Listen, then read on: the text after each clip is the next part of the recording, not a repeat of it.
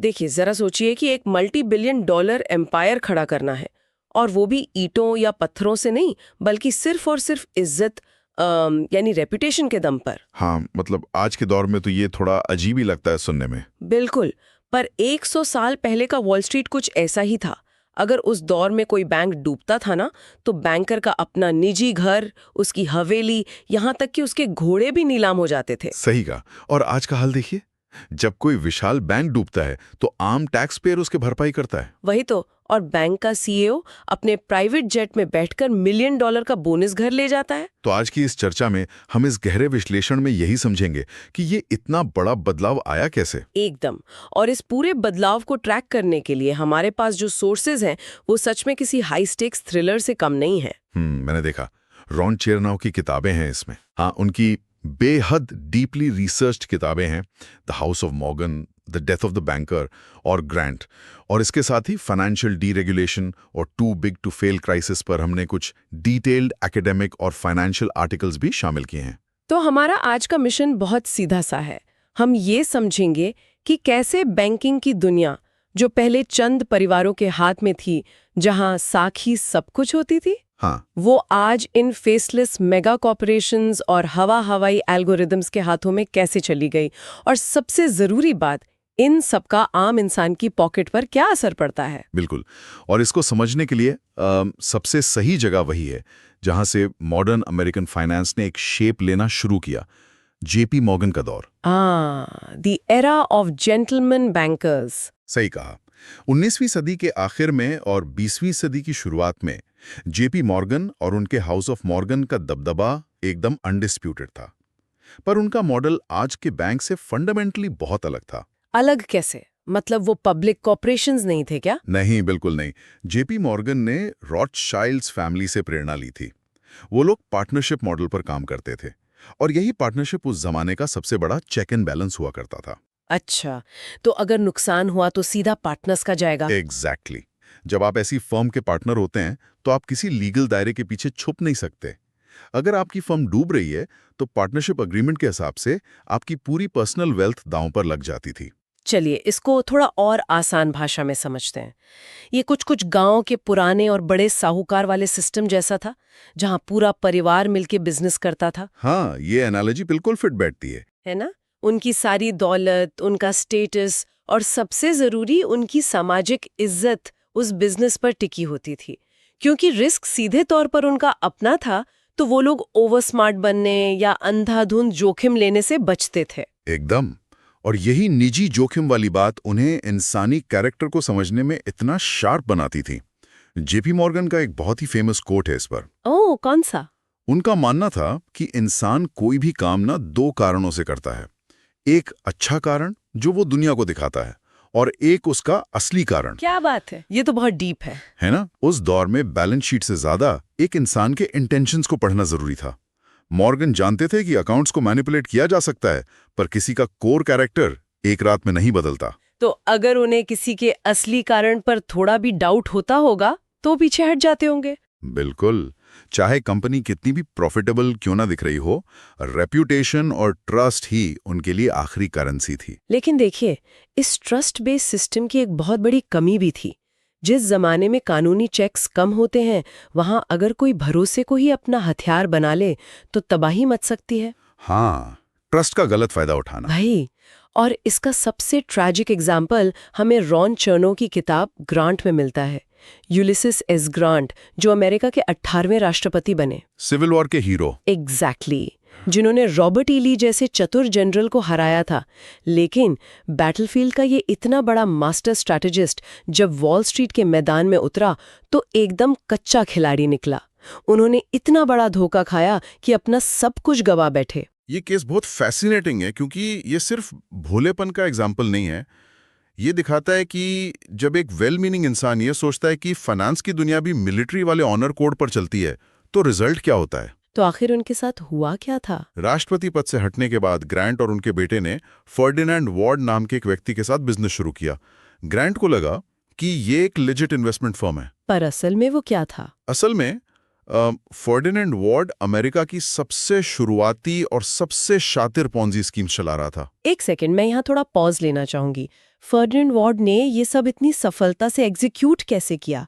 मतलब उसने ग्रांट जैसे हाई प्रोफाइल इंसान को अंधेरे में कैसे रखा? उसने ग्रांट की साख को प्रैक्टिकली हाईजैक कर लिया था। वॉर्ड क्या करता था, वो ग्रांट को पेपर पर दिखाता था कि उनके इन्वेस्टमेंट्स पर हर महीने बेहद शानदार रिटर्न्स आ रहे हैं, कभी 10 तो कभी 20% का प्रॉफिट। अरे बाप रे! और ग्रांट को लग रहा होगा कि उनके बेटे को एक फाइनेंशियल जीनियस मिल गया है। बिल्कुल। और दूसरी तरफ जब वॉल स्ट्रीट के दूसरे निवेशक देखते थे कि देश का पूर्व राष्ट्रपति इस फर्म का पार्टनर है, तो उन्हें लगता था कि यहाँ पैसा लगाना एब्सोल्युटली रिस्क फ्री है। तो वॉर्ड नए निवेशकों से पैसा लेता था और उसी में से थोड़ा हिस्सा ग्रांट और पुराने लोगों को प्रॉफिट बोलकर दे देता था। एग्जैक्टली। एक्चुअल इन्वेस्टिंग कहीं हो ही नहीं रही थी। और इसी इल्यूजन के चक्कर में ग्रांट ने अपने सबसे करीबी दोस्तों और परिवार वालों को भी वहां पैसा लगाने की सलाह दे दी। एक तरह से उन्होंने अपने ही अपनों को एक फाइनेंशियल ब्लैक होल में धकेल दिया। वही तो। और जब ये पॉन्जी स्कीम वैसी स्टेज पर आई जहां नए लोग आना बंद हो गए, तो पूरा सिस्टम ताश के पत्तों की तरह गिर गया। जब सच बाहर आया होगा तो ग्रांट की हालत क्या हुई? वो बिल्कुल कंगाल हो चुके थे। हालत इतनी खराब थी कि उन्हें अपने कर्ज चुकाने के लिए अपने सिविल वॉर के मेडल्स तक गिरवी रखने पड़े। ओह वाह, ये सच में बहुत बुरा है। और उनका आखिरी वक्त और भी दर्दनाक था। वो गले के कैंसर से जूझ रहे थे, ठीक से बोल भी नहीं पाते थे। पर अपने परिवार के लिए कुछ पैसे छोड़ जाने के इरादे से उन्होंने अपनी आत्मकथा यानी मेमोयर लिखने शुरू किए। और इसमें शायद मार्क ट्वेन ने उनकी मदद की थी ना? हाँ, मार्क ट्वेन में पब्लिश करने में मदद की थी, और अपनी मौत से सिर्फ कुछ दिन पहले ही उन्होंने वो किताब पूरी की थी। ये स्टोरी बहुत पावरफुली दिखाती है कि जब फाइनेंस में कोई प्रॉपर रूल्स नहीं होते तो सिर्फ अच्छे लोगों के होने से सिस्टम सेफ नहीं हो जाता। पर देखिए, इसी दौरान अमेरिका एक बहुत बड़े फाइनेंशियल तूफान की तरफ बढ़ रहा था। 1907 का फाइनेंशियल पैनिक। हाँ, और इसमें सबसे अजीब बात ये थी कि इस तूफान से देश को किसी सरकार ने नहीं, बल्कि उसी कैपिटलिस्ट इकोसिस्टम के अल्टीमेट बॉस ने बचाया, जेपी मॉर्गन ने। 1907 का साल ना एक टिपिंग पॉइंट था। उस वक्त इकोनॉमी पूरी तरह स्ट्रेस थी, ट्रस्ट खत्म हो चुका था और बैंक रन शुरू हो गए थे। Bank runs? मतलब जब लोग घबरा कर एक साथ अपना पैसा निकालने बैंक पहुंच जाते हैं? हाँ, और क्योंकि उस वक्त अमेरिका में कोई सेंट्रल बैंक नहीं था, तो बैंक्स को कैश कौन देता? कोई नहीं। इसलिए लगभग हर बड़ा बैंक डूबने की कगार पर था। ऐसे वक्त में जेपी मॉर्गन ने एक ऐसी कमांड संभाली जो किसी प्रेसिडेंट के पास भी नहीं थी। मैंने पढ़ा है कि उन्होंने वॉल स्ट्रीट के तमाम बड़े बैंकर्स को अपने घर की लाइब्रेरी में बुलाया था और फिर प्रैक्टिकली दरवाजे पे ताला लगा दिया। एकदम सही। चाबी अपनी जेब में रख ली और कह दिया कि जब तक तुम लोग एक कंबाइंड बेल आउट फंड पर साइन नहीं करते, कोई इस कमरे से बाहर नहीं जाएगा। क्या बात है, रात भर नेगोशिएट करवाया उनसे। हाँ, और मॉर्गन ने उस रात अकेले तय किया कि किस बैंक को जिंदा रखा जाएगा और किसे मरने के लिए छोड़ दिया जाएगा। उन्होंने अपनी लाइब्रेरी की डेस्क से प्रैक्टिकली एक सेंट्रल बैंक का काम किया। पर यहाँ एक बड़ा सवाल आता है दिमाग में। अगर मॉर्गन ने इकोनॉमी को बचा लिया था, एक हीरो वाला काम किया था, तो फिर आने वाले सालों में उन्हें एक विलेन या मोनोपोली किंग की तरह क्यों देखा गया? क्योंकि इस घटना ने एक बहुत डरावना सच सबके सामने ला दिया था। भले ही इस बार मॉर्गन ने इकोनॉमी बचा ली, लेकिन ये फैक्ट कि एक प्राइवेट इंसान के पास पूरे देश की इकोनॉमी को ऑन ऑफ करने की ताकत है, ये किसी भी डेमोक्रेसी के लिए भयंकर था। सही बात है। अगर कल को उनका कोई उत्तराधिकारी इस ताकत का गलत फायदा उठाना चाहे, तो सरकार के पास तो उसको रोकने का कोई तरीका ही नहीं था। वही फियर था जिसने मॉडर्न रेगुलेटरी फ्रेमवर्क की नींव रखी। ताकत को प्राइवेट हाथों से निकालकर पब्लिक इंस्टीट्यूशंस में लाने के लिए 1913 में फेडरल रिजर्व की स्थापना हुई। लेकिन सर, फेडरल रिजर्व से बात नहीं बनी ना। 1929 का स्टॉक मार्केट क्रैश और ग्रेट डिप्रेशन तो फिर भी हुआ। बिल्कुल। और तब समझ आया कि बैंकर्स को कंट्रोल करने के लिए और कड़क रूल्स चाहिए। फिर आया वो कानून जिसने अगले 50 साल तक फाइनेंस का आर्किटेक्चर डिफाइन किया, 1933 का ग्लास-स्टीगल एक्ट। तो इस ग्लास-स्टीगल एक्ट ने एग्जैक्टली काम कैसे किया? इसने सिस्टम के बीच में एक सॉलिड लीगली बाइंडिंग दीवार खड़ी कर दी। उस वक्त दो तरह के बैंक्स थे। एक थे कमर्शियल बैंक्स, जहां आम लोग अपना पैसा जमा करते थे, लोन्स लेते थे। ये सेफ बैंकिंग थी। और दूसरे थे इन्वेस्टमेंट बैंक्स, जो स्टॉक मार्केट में कंपनीज लिस्ट कराते थे और हेवीली स्पेक्युलेटिव यानी जोखिम वाले काम करते थे। तो 1929 में यही हुआ था कि कमर्शियल बैंक्स ने लोगों की सेविंग्स को मार्केट में जुआ खेलने के लिए यूज कर लिया था। हाँ, और मार्केट गिरा तो लोगों की जिंदगी भर की कमाई डूब गई। तो ग्लास-स्टीगल ने इन दोनों को मिक्स करने पर रोक लगा दी। मतलब अगर आप आम जनता का डिपॉजिट ले रहे हैं तो आप वॉल स्ट्रीट पर हाई रिस्क गेम नहीं खेल सकते। एकदम। और इसका सबसे बड़ा फायदा ये हुआ कि बैंकिंग सिस्टम लगभग आधी सदी तक स्टेबल रहा। 1930 से लेकर 1980s तक कोई बड़ा बैंकिंग क्राइसिस नहीं आया। लेकिन the death of the banker में बताया गया है कि इस दौरान सरफेस के नीचे एक और बड़ा बदलाव हो रहा था। वो जो पार्टनरशिप मॉडल था, जहां पर्सनल पैसा दांव पर लगता था, वो धीरे धीरे पब्लिक कॉर्पोरेशंस में बदल रहा था। वहीं से तो सारी समस्या शुरू हुई।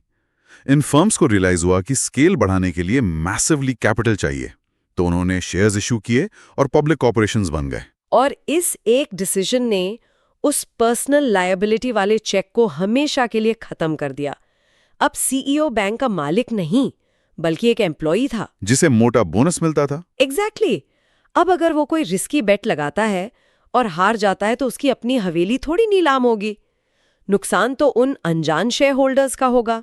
इसी को इकोनॉमिक्स में मॉरल हैजर्ड कहते हैं। इसे थोड़ा आसान शब्दों में समझाइए आम लोगों के लिए। आसान भाषा में, जब आपको पता हो कि आपकी रेकलेसली चलाई गई गाड़ी का एक्सीडेंट होने पर चोट किसी और को लगेगी और रिपेयर का बिल भी कोई और भरेगा, तो आप बिना डरे ओवर स्पीडिंग शुरू कर देते हैं। अरे बाप रे, ये तो बहुत सटीक एनालॉजी है।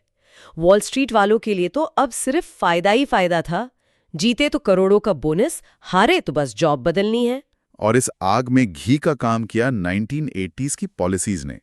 प्रेसिडेंट रोनाल्ड रेगन के आते ही डीरेगुलेशन शुरू हो गया, कानून ढीले होने लगे। पर आखिर में तो 1999 में ग्लास-स्टीगल को पूरी तरह रद्द ही कर दिया गया ना। हाँ, और इसके खत्म होते ही वॉल स्ट्रीट के हाई रोलर्स को आम टैक्स पेयर्स के मैसिव डिपॉजिट्स की चाबी मिल गई।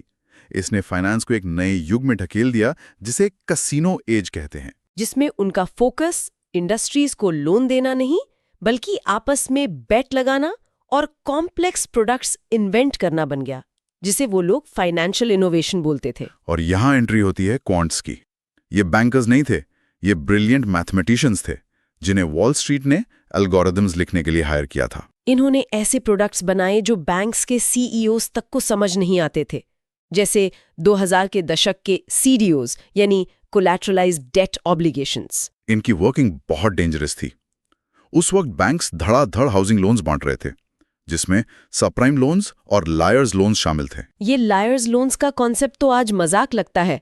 मतलब एक इंसान बैंक जाता है और उसे बिना इनकम प्रूफ दिए घर के लिए मैसिव लोन मिल जाता है। कोई पे स्लिप नहीं, कोई टैक्स रिटर्न नहीं, जो इनकम बोल दी वही मान ली गई। तो ऐसे लोन्स तो आगे चलकर फेल होने ही थे ना। पर क्वांट्स का मैथ यहीं काम आया। उन्होंने ऐसे हजारों रिस्की लोन्स को इकट्ठा करके एक बड़ा पूल बना दिया, फिर उसे अलग अलग लेयर्स में डिवाइड किया, जिन्हें ट्रॉन्चेस कहते हैं। इसका भी एक एनालॉजी दीजिए जिससे इजीली समझ आए। इसे एक टियर्ड वाटर फाउंटेन की तरह देखिए। जो फाउंटेन का सबसे ऊपरी स्टेप है, वहां सबसे साफ पानी जमा होता है। अच्छा, मतलब जब ईएमआई आती तो सबसे पहले पैसे ऊपर वाले ट्रॉन्च के इन्वेस्टर्स को मिलते हैं। एग्जैक्टली, जिसे उन्होंने AAA रेटिंग दी, यानी ये सरकारी बॉन्ड जितना सेफ है। फिर उसके नीचे मिडिल टियर और सबसे नीचे आखिरी टियर, जहां फेल होने का रिस्क सबसे ज्यादा था। और रेटिंग एजेंसीज ने इन मैथ मॉडल्स पर ब्लाइंडली भरोसा कर लिया और इस कचरे के पूल को गोल्ड का खप्पा लगाकर बेच दिया। पर कहानी यहीं खत्म नहीं होती। इस मशीनरी में एक बॉम्ब और लगाया गया, CDS यानी क्रेडिट डिफॉल्ट स्वैप्स। इसे मैं थोड़ा आसान करती हूँ। मान लीजिए एक बेईमान बिल्डर है। उसने इंटेंशनली खराब ईंटों से एक कमजोर घर बनाया। उसे पता है कि छत गिरेगी। फिर वो बिल्डर किसी इंश्योरेंस कंपनी के पास जाकर उस घर के गिरने पर एक मैसिव बीमा ले लेता है। बाप रे। और जब घर सच में गिरता है तो वहां रहने वाली अनजान फैमिली तबाह हो जाती है, पर बिल्डर को करोड़ों का इंश्योरेंस क्लेम मिल जाता है। वॉल स्ट्रीट के बैंक्स AIG जैसी विशाल इंश्योरेंस कंपनी से इन्हीं फेल होने वाले सीडीओस पर बीमा ले रहे थे। और यही उस मॉरल हैजर्ड का सबसे तबाहकुन रूप था। AIG के क्वांट्स को लगता था कि हाउसिंग मार्केट पूरे देश में एक साथ कभी गिरेगी ही नहीं, तो उन्होंने अंधाधुंध CDS बेचे, पर रिजर्व फंड में कोई पैसा नहीं रखा। तो जब 2007-2008 में हाउसिंग बबल फटा तो AIG के पास क्लेम देने के लिए कैश ही नहीं था। पूरा सिस्टम पैरालाइज हो गया। और सबसे दुख की बात यह है कि क्लियर वार्निंग्स आई थी, पर उन्हें इंटेंशनली इग्नोर किया गया। हाँ, ब्रोक्सली बॉर्न, उन्होंने क्लियरली वार्निंग दी थी कि ये डार्क अनरेगुलेटेड डेरिवेटिव्स अर्थव्यवस्था के लिए वेपन्स ऑफ मैस डिस्ट्रक्शंस हैं। लेकिन उन्हें उस वक्त के federal reserve chairman Alan Greenspan और टॉप ऑफिशियल्स ने चुप करा दिया। उनका मानना था कि मार्केट्स हमेशा एफिशिएंट होते हैं। इस सेल्फ रेगुलेशन ने तो स्टैंडर्ड्स इतने गिरा दिए, जिसका सबसे बड़ा उदाहरण गोल्डमैन सैक्स का एबेकस स्कैंडल है। ओह, वो तो प्योर ट्रस्ट का व्यापारीकरण था।